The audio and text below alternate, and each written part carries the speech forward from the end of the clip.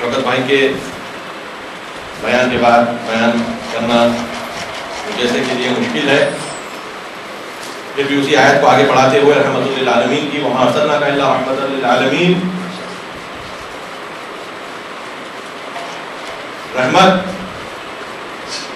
کے معنی جو بھی آپ کے سامنے بیان کیے گئے، رحمت کا سورس آئیڈینٹیفائی کرنا یا تو اس انسان کی ذات سے ہو سکتا ہے یا پھر اس انسان کے تعلیمات سے ہو سکتا ہے۔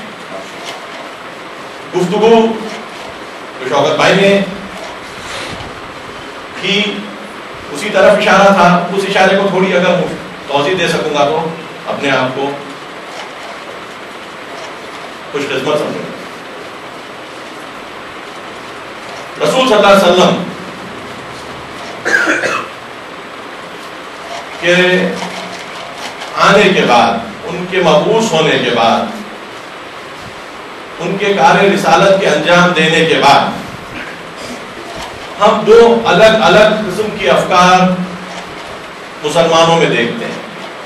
کچھ یہ کہ جو ان کی بلند و بالا شخصیت تھی، جس کا تعارف قرآن مختلف آیات میں اور خود کئی روایات میں کیا گیا ہے، اس کو مد نظر رکھتے ہوئے یہ کہہ بیٹھتا ہے کہ پوری خوبیاں رسول کی ذات میں تھیں اور ہمیں رسول کی ذات سے متمسک ہو جانا کافی ہے ہمارے حل مشکلات کے لیے۔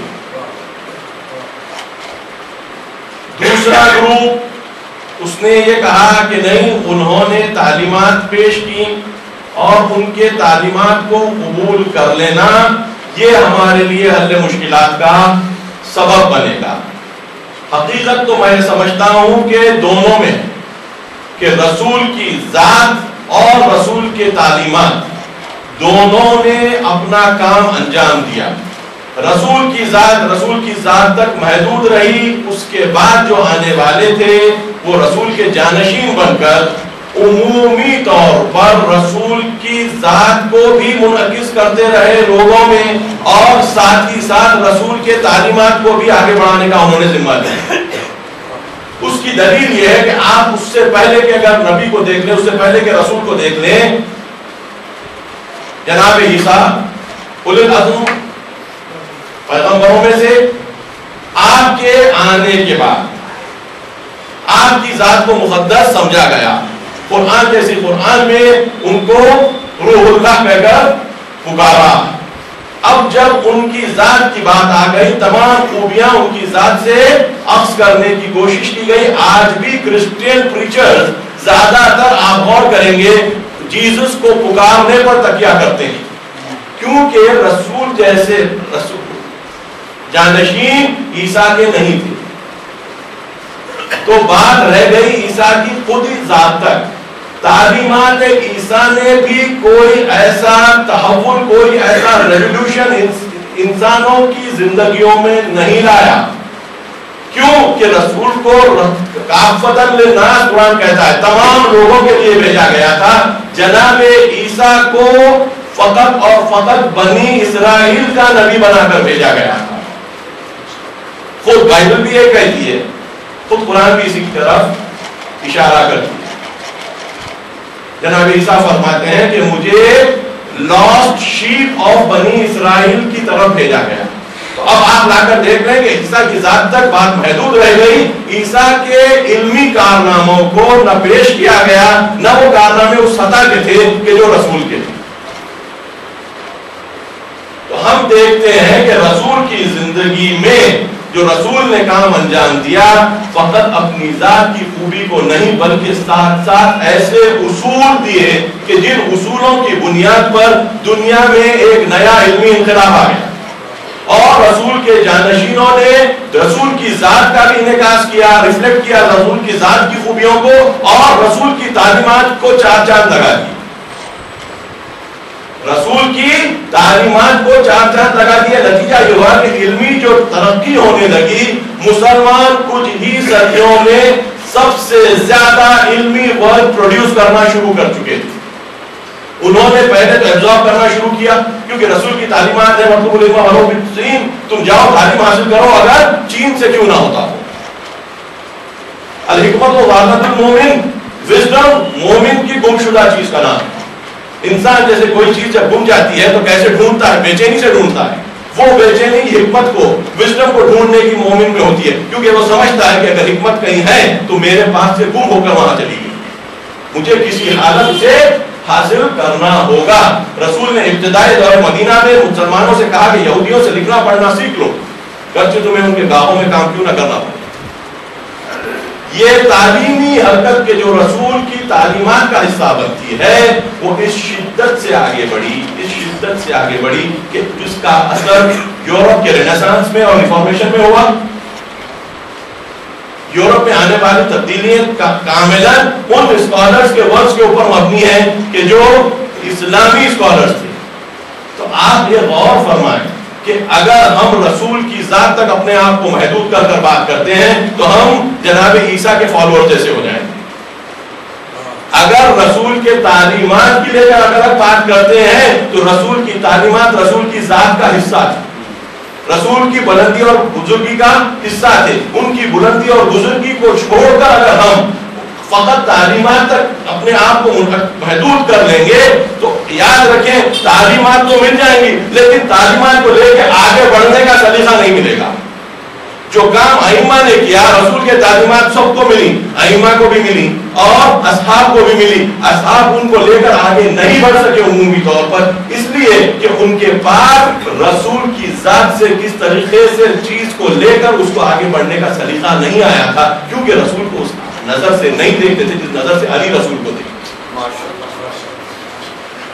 ابھی شوکت بھائی نے کہا کہ علی کو رسول نے پکارا مدد کے لیے، اس کو کوئی شک نہیں، تاریخی حقیقت ہے. لیکن کب نبی اور رسول الگ تھے؟ اگر میرا سیدھا ہاتھ میرے بائیں ہاتھ کو اٹھا لیتا ہے یا اگر میرا بائیں ہاتھ میرے سیدھے ہاتھ کو اٹھا لیتا ہے تو کیا میرا سیدھا ہاتھ یہ بول کے اترائے گا کہ دیکھو میں نے بائیں ہاتھ کو سہارا دے دیا، یا بائیں ہاتھ اترائے گا یہ بول کر کے میں نے سیدھے ہاتھ کو سہارا دے دیا؟ تو وہاں پر اترانے کی بات تھی نہیں. اب ہم جیسے لوگوں کو شاید کچھ فرق محسوس ہوتا ہے تو کوئی کسی کا مددگار بن جاتا ہے. بحث یہ ہے کہ دونوں مل کے ہمارے مددگار ہیں. بحث یہ سوال یہ ہے کہ ہم نے کیا وہ چیز کھو دی کہ نہ ہم علی کے رہنا رسول کے؟ کیا وہ چیز ہم نے کھو دی کہ جو ہم نہ علی کے رہے اور نہ رسول کے؟ قرآن کی آیت ہے یثبت اللہ الذین آمنوا بالقول الثابت فی الحیات الدنیا وفی الآخرہ. اللہ ایمان والوں کو مضبوط قول سے دنیا میں اور آخرت میں سپورٹ کرتا ہے، ٹکا دیتا ہے. وہ قول مضبوط قول گیا کہاں؟ آج اگر مسلمانوں کے پاس مضبوط قول ہوتا تو پھر دوسروں کی بات اوپر ان کی بات ہوتی، ان کی بات دوسروں کا پر اثر کرتی جس طریقے سے تاریخ میں رسول صلی اللہ علیہ وسلم اور ائمہ کے دور کے بعد کر رہی تھی. آج وہ اثر ہمارے میں نہیں ہے. نتیجہ یہ ہے، اس کا سبب یہ ہے کہ ہم نے وہ قول ثابت کی اہمیت کو بھلا دیا، تعلیمات رسول کو بھلا دیا، معیار ہر چیز کا ہٹا دیا. ہٹے ہوئے معیار کو کیونکہ اب ہم پسند کرنے لگے تو بلندیوں سے ہمارا کوئی سروکار نہیں رہا. نتیجے میں دوسری قوموں نے ہم پر سبقت کی. ہم جو سیمینل ورکس کرتے تھے، جو آگے کے کام انجام دیتے تھے سائنس میں، وہ کام ہلکے ہلکے ہم سے دور ہو گئے اور ہم پچھڑے لوگوں میں شامل کیے جانے لگے. اس کا سبب کیا ہے؟ اس کا سبب یہی ہے کہ ہم جو دلیل کا معیار ہوتا ہے اس کو گھٹا دیا. کسی بھی سائنٹیفک اسٹڈی میں آپ دیکھیں یا تاریخ میں دیکھیں، ہسٹری آف سائنس لے کر اگر ہم آگے بڑھیں تو ہم کو صاف معلوم ہوتا ہے کہ ایک لیول کا پروف ایک زمانے تک چلتا تھا، اس کے بعد آنے والا. میں آپ کو خالی نیوٹن کے بارے میں بولوں. نیوٹن نے ایک بہت ہی بڑا کارنامہ انجام دیا گریویٹیشن کے بعد، جو اسٹریٹ لائن موشن کا آئیڈیا ہے. ان کا کہنا یہ ہے کہ جب تک کوئی چیز پر فورس اپلائی نہیں ہوتا وہ چیز اسٹریٹ لائن میں موو کرے گی. دیکھنے کو تو بہت ہی سادی چیز نظر آتی ہے، تقریباً سائنس کی کئی چیزیں، کئی لاز اس ایک قانون سے ڈیڈیوس ہوتے ہیں. کہ جب تک ایکسٹرنل پریشر کہیں سے فورس نہیں اپلائی ہوگا کوئی باڈی اپنے موومنٹ کو بدل نہیں سکتی. اسی بات کو امام جعفر صادق علیہ السلام نے ستاروں کی سرکولر موشن کے طور کے اوپر ان کے سرکولر آربٹس کو اشارہ کرتے ہوئے ثابت کیا تھا کہ اگر ان کے اوپر وہ لیول کا فورس اپلائی نہیں ہو رہا ہے تو یہ سیدھی جانی چاہیے تھی. ان کا دائرے شکل میں حرکت کرنا اس بات کی دلیل ہے کہ ان کے اوپر فورس ایکٹ کر رہا ہے اور فورس اس حد تک یقین پر ایکٹ کر رہا ہے کہ ان کو اس حرکت کو چینج نہیں کرنا ہے, کیونکہ ایک پلانٹ کی بھی حرکت چینج ہو جائے گی تو نظام درہم برہم ہو جائے گا, جس کے نتیجے میں پورے نظام پر نظر رکھنے والی قدرت ان کو موومنٹ دے رہی ہے اور وہ قدرت غیر خدا کی اور کوئی نہیں ہو سکتی. اب وہ اسٹریٹ لائن موشن کو آپ سائنس پہ لا لیجیے. جابر بن حیان نے کیا کی, اس قسم کی کئی باتوں کو جو امام نے فرمایا تھا جو کہ تھیولوجیکل بیس رکھتی تھی, دینی بنیادیں رکھتی تھی, ان باتوں کو فزیکل ورلڈ میں مادی دنیا میں اپلائی کرنا شروع کیا. اور کس شکل سے اپلائی کیا؟ فقط نظر لا پر نہیں ہوتی تھی, نظر اللہ پر بھی ہوتی. جابر سے ایک روایت نقل ہوتی ہے کہ جو انہوں نے جعفر صادق علیہ السلام سے نقل کیا ہے, فرماتے ہیں کہ شیطان کا تم سے کوئی سروکار ہی نہیں ہے اگر تم اخلاص کی حالت میں ہو. تمہاری نیت اگر پیور ہے تو تمہارا شیطان سے کوئی تعلق ہی نہیں ہے. ایسے ہے کہ جیسے شیطان پیدا ہی نہ ہو, جیسے تم نے اپنی نیت کے اخلاص کو کم کیا تم اس کی ٹیریٹری میں داخل ہو گئے.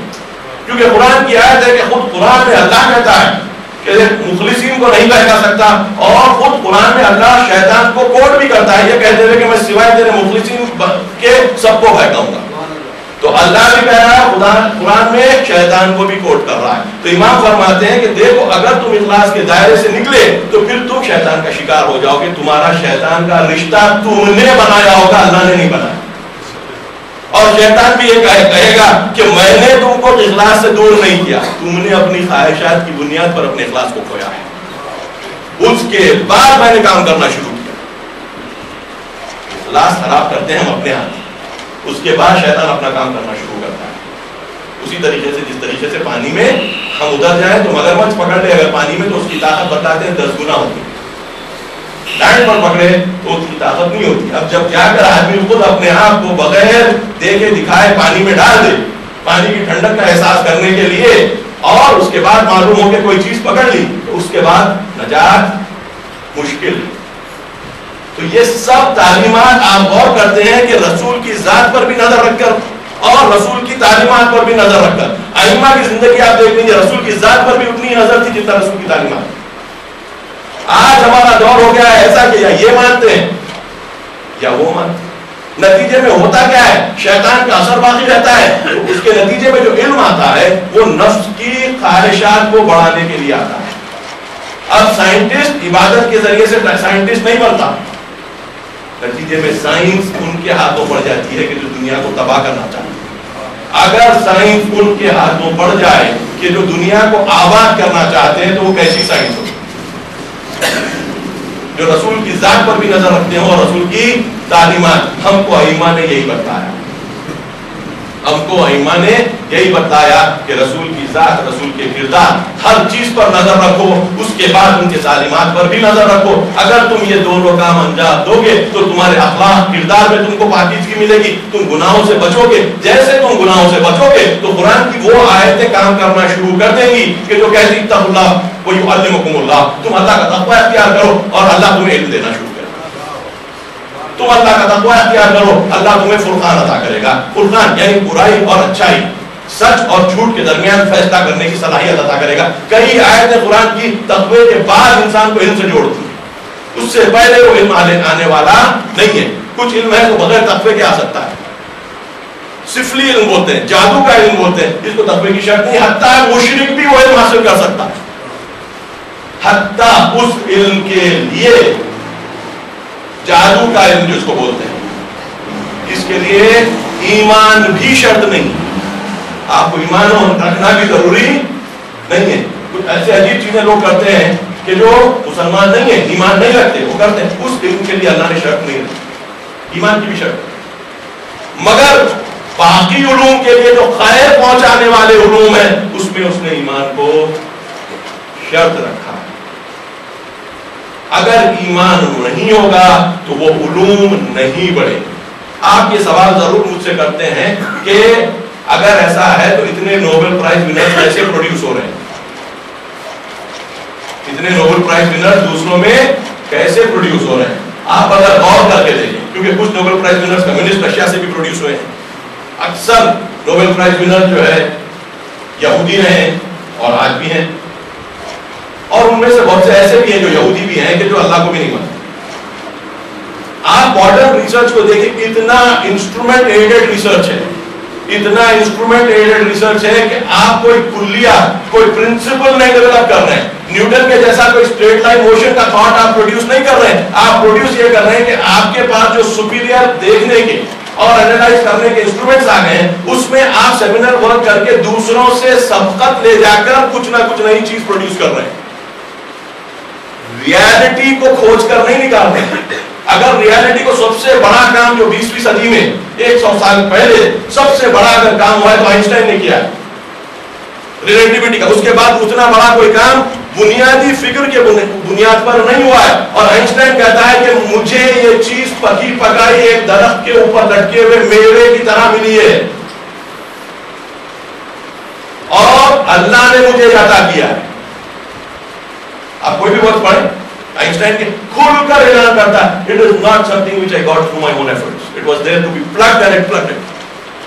And in that there was God's intention. یہودی تھا. اسرائیل کا پریزیڈنٹ بننے کے لیے کہا گیا تھا، جب آئنسٹائن سے تو انکار کیا. زائونسٹ نہیں. میرا بولنے کا مطلب یہ ہے کہ ٹھوس علمی کام جو فقط انسٹرومنٹ کے سہارے نہ ہو، وہ کام تقریباً ماڈرن سائنس میں ختم ہو چکا ہے. اللہ نے وہ تقوی والا باپ کے ذریعے سے عطا کرنے والے ان کو بند کر دیا ہے. آج اگر اس کو کسی کو کھولنا ہے تو پھر وہی تقوی کی طرف جانا پڑے گا، پھر وہی بات ماننی پڑے گی جو جعفر صادق علیہ السلام نے کہا ہے کہ تقوی کرو علم ملے گا. رسول نے تو یہ تعلیم دی تھی، قرآن نے تو یہی تعلیم دی تھی. جب وہ لیول کے سائنٹسٹ آئیں گے تب جا کر پرابلم سالو ہوں گے. یہ والے سائنٹسٹ پرابلم ایجاد کرنے والے، پرابلم سالو کرنے والے نہیں ہیں. ایک اور آخری 5 منٹ اور مجھے مل سکتے ہیں، میں سمجھتا ہوں. آج کل جو بات زیادہ گرم تھی کہ جو ہے سلمان رشدی کے آنے پر تقریباً ہفتہ 2 ہفتے پورے نیوز پیپرز نے اسی کو کور کیا. سلمان رشدی یقیناً بکر پرائز ونر رہے، انہوں نے مڈنائٹ چلڈرن لکھی جس کے بنیاد کے اوپر ان کو ایوارڈ دیا گیا. لیکن آج جو سلمان رشدی کی شہرت ہے وہ سیٹانک ورسز کی طرف سے. سیٹانک ورسز بیسیکلی انہوں نے لکھا جس کے اندر انہوں نے مذہبی رہنماؤں کو، پرٹیکولرلی پروفیٹس کو کھل کر فوج دیا ہے. جناب ابراہیم سے لے کر جناب رسول صلی اللہ علیہ وسلم، جناب رسول کے تعلق سے جو انہوں نے نام انتخاب کیا ہے وہ رہا نام مڈل ایجز میں کرسچین ورلڈ میں رسول کی توہین کے لیے وہ لفظ استعمال کیا جاتا. وہ لفظ انہوں نے زندہ کر لیا. اور جب لکھ رہے تھے کتاب تو انہوں نے ایک مرتبہ اپنے سفر میں ہندوستان کے خوشونت سنگھ سے کہا تھا، جو مشہور جرنلسٹ ہیں انڈیا کے، بہت ضعیف ہو گئے ہیں، بچوں کو شاید ان کا نام بھی نہیں معلوم ہوگا. ان کو کہا تھا کہ ایسی کتاب لکھ رہا ہوں کہ اس کے بعد فرینچ ریویرا میں گھر بناؤں گا. یعنی اتنا مجھے بہت دولت ملے گی کہ جس کے نتیجے میں ارب پتی جہاں پر بناتے ہیں گھر وہاں پر گھر بنا کر رہوں گا. تو یہ کیوں ملنے کا یقین تھا؟ وہ اس لیے ملنے کا یقین تھا کہ جو بعد میں بھی وہ بار بار کہتے رہتے ہیں، یہ کہتے ہیں کہ ہم نے دنیا میں کسی چیز کو اب مقدس باقی نہیں رکھا. یعنی انسان کے ذہن کو ہر مقدس چیز سے کاٹ دیا ہے، یعنی اللہ سے کاٹ دیا ہے، رسولوں سے کاٹ دیا ہے. یہ ان کا فخر ہے. کرتے ہیں اس بات پر ان کے انٹرویوز اگر ہم پڑھیں تو یہ بات بولتے we have not left anything in the domain of holiness during our period of history. اب سوال یہ ہوتا ہے کہ کوئی آدمی کب یہ کام کر سکتا ہے؟ کیا کسی کو حق ہے یہ کام کرنے کا یا نہیں؟ ہم طبری سے انہوں نے کافی چیزیں لی ہیں. تبری نے اپنی جو تاریخ لکھی ہے، اسلامی تاریخ کی خوبی یہ ہے کہ اسلامی تاریخ نقل ہوتے ہوئے آتی ہے. It's not something abrupt in the middle. فلاں نے فلاں سے کہا اور وہاں سے یہ بات نکلی اور یہاں سے یہاں ہی، اور پھر لکھنے والا اپنے آپ کو. تو it has a chain of narrators. It has a chain of narrators. اسلامی ہسٹری کی خوبی ہے جو دوسری تاریخوں میں نہیں ملتی. اور انڈیا میں اگر آپ دیکھیں گے کہ اگر پری مسلم ہسٹری کو آپ جاتے ہیں, there is no history at all properly written the way Islamic history has been written. گپتاس کا اگر آپ پیریڈ لا کے دیکھیں, اگر آپ ہسٹری نکالنا چاہ رہے ہیں, it's in a mess. It's very difficult to say anything about it, apart from whatever little you have got in the form of excavations which you have had, not in the form of narrations. There is nothing there. اسلام میں ایسا نہیں, اسلام میں ایسا نہیں. You have narrators, just as that. تو history جو ہمارے پاس بنی وہ through narrators بنی. Narrators میں all were not positively inclined toward Islam. A lot of them had taken to Islam as a result of the growing strength of Islam. Still they had their local preferences, their local deities in their minds, in their head, though they did not openly proclaim. They were tribes who had enmity with Abi Talib's children. For that sake, they saw to it that the Prophet as well as the Imams were ridiculed in history. You will find this in Bukhari. You will find it in other sources. The Bukhari is not a book of history, it is basically a book of riwayat, which is again part of history. تو یہاں پر ہم دیکھتے ہیں کہ جب آپ کوئی چیز لکھی جاتی ہے کسی کے بارے میں یا رسول کے بارے میں بھی خصوصاً, تو we go after the person who narrates it, see the chain which has come through, analyze the ideas of that area. Were they specifically inclined towards a particular pre-Islamic idea or not, and then start taking in history. We just don't take everything which is written in, and it's not the way to do it.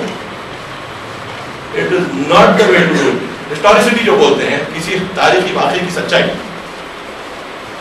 History لکھنا, تاریخ نویسی جس کو کہتے ہیں, historiography, یہ چیزیں اور ہسٹوریسٹی, تاریخ کو سچ سمجھنا, یہ دونوں الگ الگ چیزیں ہیں. تاریخ ایک بنیاد پر لکھی جاتی ہے, مگر ہر چیز جو تاریخ میں لکھی جاتی ہے وہ صحیح نہیں ہوتی. اب جس طریقے سے the devil quotes scriptures for his purpose بولتے ہیں, اس طریقے سے آپ جا کر تاریخ میں سے وہ strains کو نکال لیں which were created to destroy Islam after it had become strong, because there were people in Islam who wanted this to happen. Specifically those who were ruling at that point of time, and their intention was only to rule and weaken the tradition of the Prophet and the Imam. تو ایسے ایسے روایتیں آپ کو مولا کے تعلق سے بخاری میں ملیں گے کہ آدمی اس کو دیکھ کر ہنسے. ملتے ہیں 9 روایت, اس میں بھی وہ باتیں لکھی گئی ہیں جس میں مولا کی توہین ہو سکتی. تو اٹس ویری ویری کلیئر کہ what the person was intending to write and why it was there. تو آپ اگر ایسی چن کے اگر تاریخ بنا لیں اور اس کو ایک افسانے کی شکل دے کر اس کے بعد تنقید کرنے لگیں, تو it is not the right way to do history. If you have that intention, go to Tabari, go to the other sources, go and find whether it was written with the right purpose or not, and if the purpose is not right, you don't take it as a fact. یہ کام ہمارے علماء کرتے ہیں اور بہت کھل کر کرتے ہیں, اور اس کے اندر اپنے عام عوامان عقائد ہیں. ہمارے علماء کے عقائد عام طور پہ عوامان عقائد ایسے نہیں ہوتے, اس لیے کہ اگر وہ کوئی چیز پوری تولنے ناپنے کے بعد صحیح آ جائے تو وہ کبھی نہیں کہیں گے یہ غلط ہے. کیوں؟ عوام کہتی ہے یہ غلط. جس میں حضرت علی کی بیعت کرنے کا مسئلہ ہے, جب ہر چیز اپنی جگہ کے اوپر آتی ہے تو برابر ایکسپٹ کرتے ہیں کہ یہاں پر یہ چیز ہوئی ہے. تو ہسٹری میں اپنی مرضی سے چوز کرنے کا کام نہیں کرنا ہے. ہسٹری میں دیکھنا ہے کہ جو آدمی لکھا ہے, جہاں پر سے روایت آئی ہے, وہ صحیح ہے یا نہیں ہے. یہ کام سلمان رشدی کے بس کے باہر تھا. انہوں نے خالی پلگ کر لیا وہ چیزوں کو کہ جو ان کو اس ناول میں ڈالنے کے لیے ضروری تھے, اور اس کے بعد لے کر نہ فقط اس کو مینشن کیا بلکہ ان کی بنیادوں پہ ان پروفیٹس کو ابیوز کرنا شروع کیا. جناب ابراہیم کو ابیوز کیا, رسول صلی اللہ علیہ وسلم کو ابیوز کیا, ازواج مطہرہ کو ابیوز کیا گیا ہے. So you do have a right to say something even if it is wrong, but you don't have a right to abuse anyone. What has been done in satanic verses is basically, first you have not taken history in the right sense. You have taken strands from it to suit your purpose, and then using those strands have turned the whole discussion into an abusive charade which you are not supposed to do. اب جب اس کے دفاع میں کوئی آدمی کہتا ہے کہ صاحب آپ اگر یہ کرتے ہیں تو اس کے مقابل میں بھی حرکت ہوگی.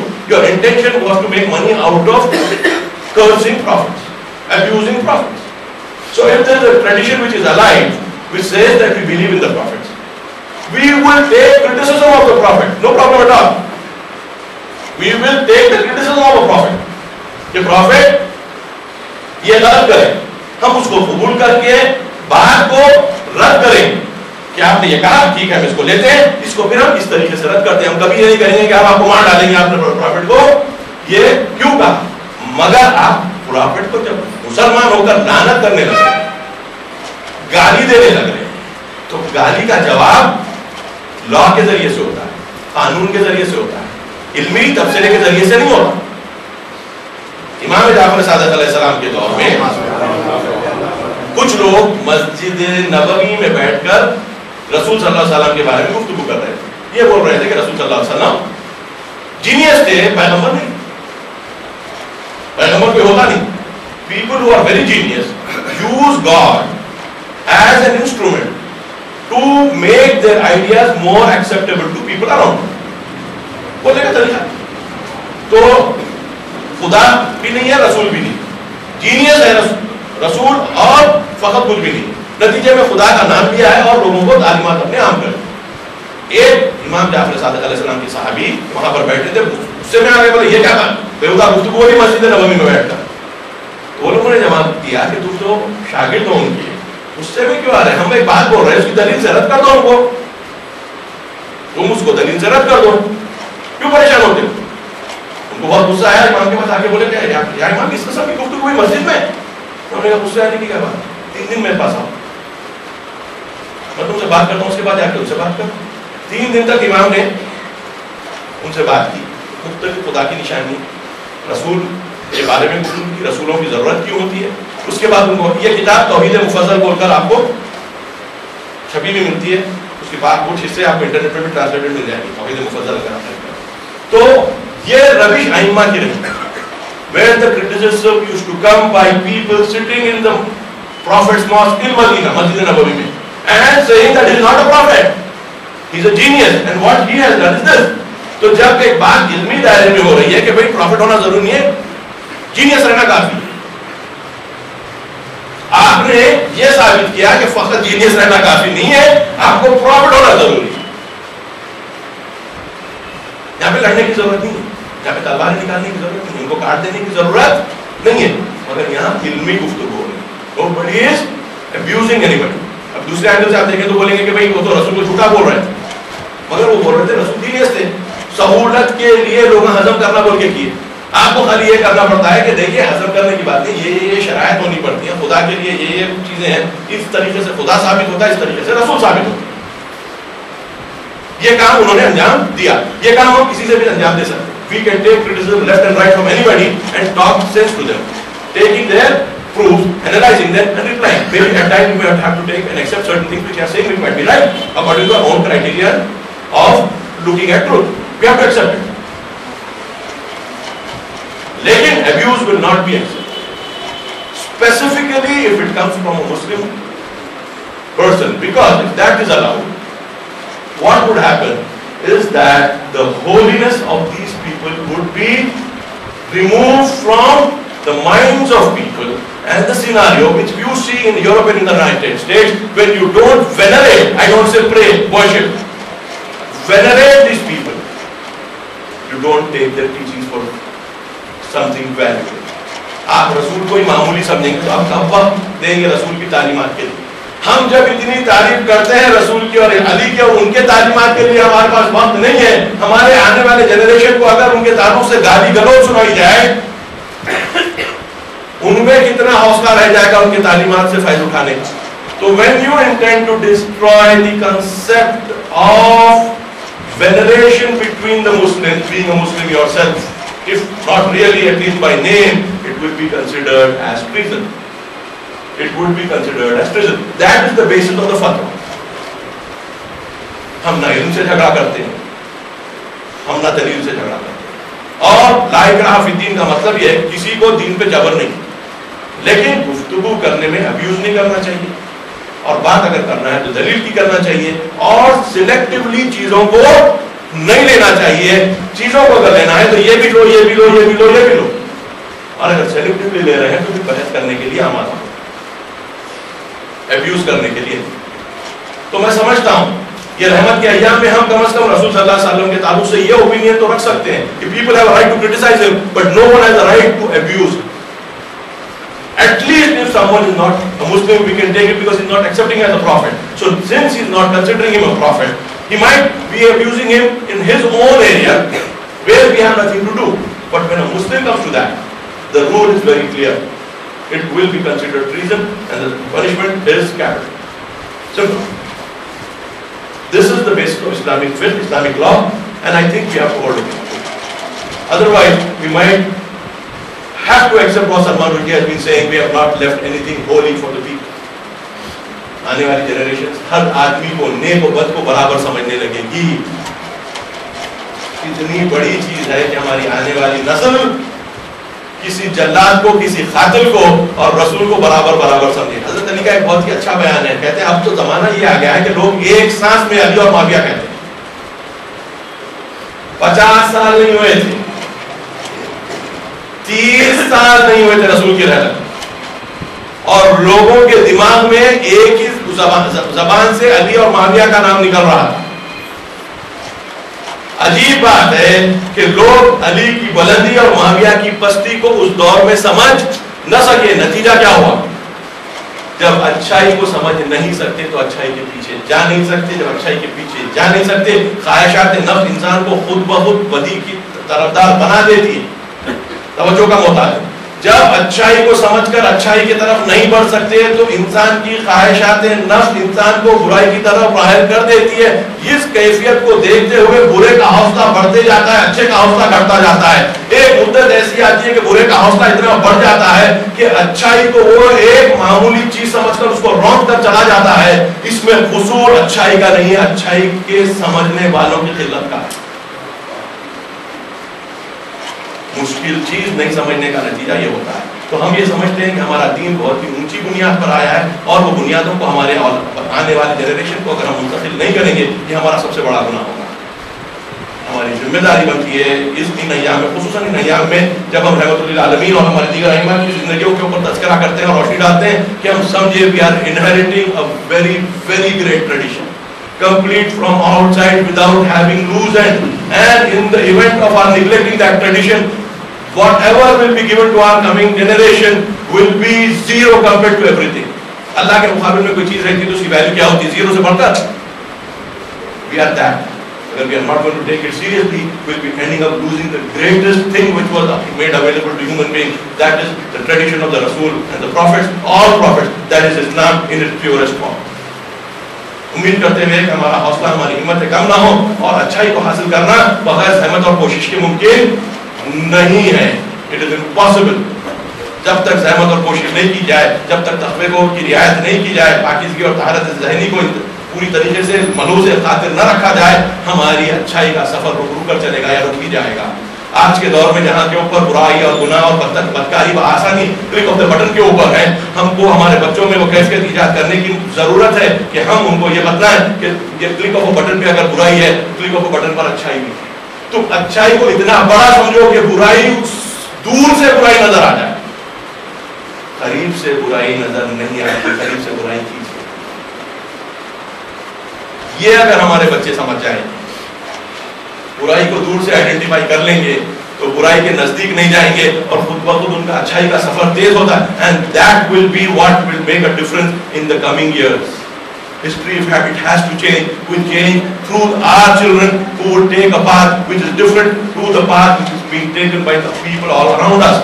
Whereas the physical aspects of the world, اس کی چمک دھمک اتنی بڑھ گئی ہے کہ اسی کو پوری حقیقت سمجھ رہے ہیں. ہم اللہ کے ماننے والے جو میٹافزیکل ہے، اور اس کی شان کی جو شان ہے، وہ شان اگر ہم سمجھ لے سکیں، اور اس کے بعد اس کے جو بہترین بندوں کی شان ہے، رسول اور آل رسول، وہ سمجھ سکیں، تو we will become a community of a different kind, and we will be an inspiration for people to come in the community not trying to save our own community from becoming smaller and smaller. امید کرتے ہوئے کہ آج کے روز کی برکتوں کا ہم کو جو ہے یہ سب وہ ملے، خیر ملے کہ ہم وہ رحمت للعالمین جو سب پر رحمت ہے ان کی خاص رحمت ہم کو، ہمارے اولاد، ہمارے رشتہ دار، ہمارے دوست احباب پر سب کو شامل کرے. وآخر دعوانا الحمدللہ رب العالمین.